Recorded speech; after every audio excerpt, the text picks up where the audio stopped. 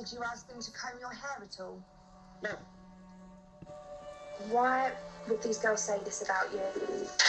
We always get something like this coming around at Christmas because we all want to feel good at Christmas, right?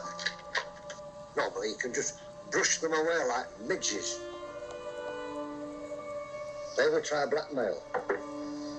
If you don't send us money, I will say that you've done this and you've done that.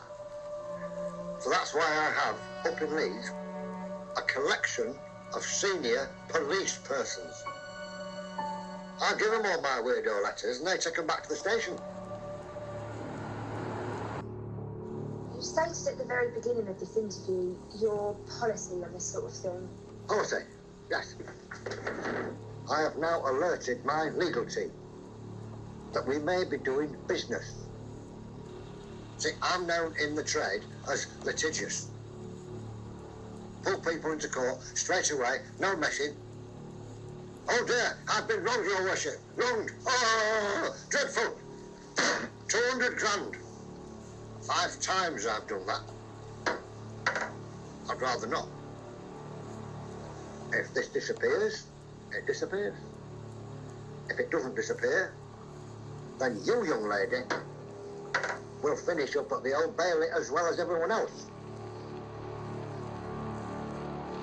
If I just end the interview there, it's 11:40 and I shall stop the tape.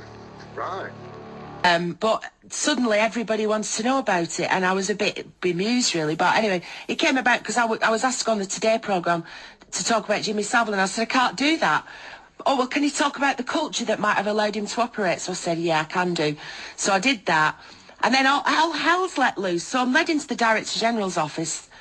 And I really respected him. I really liked him. And so finally, some 20 years after this had happened to you, someone was taking it seriously.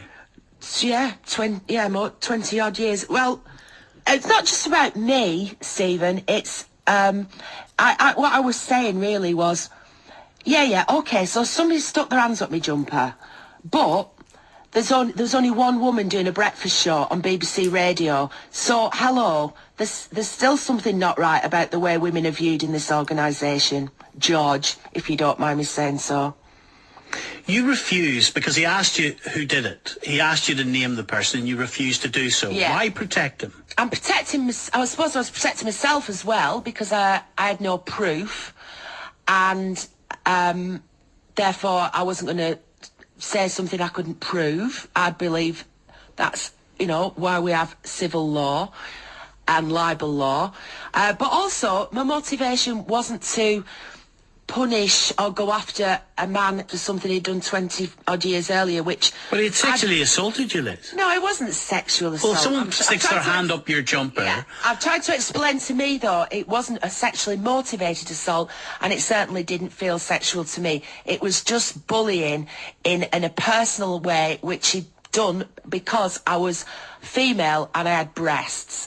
But I'd moved on. 25 years later, I just wanted to enlighten him, because I'd been asked to do so, about what the culture was like when Jimmy Savile was running amok. You know... And I didn't want to pick on an individual. You know that man, Liz, is very, very lucky, because had you have taken a different tack, he would probably be in court, charged with sexual assault.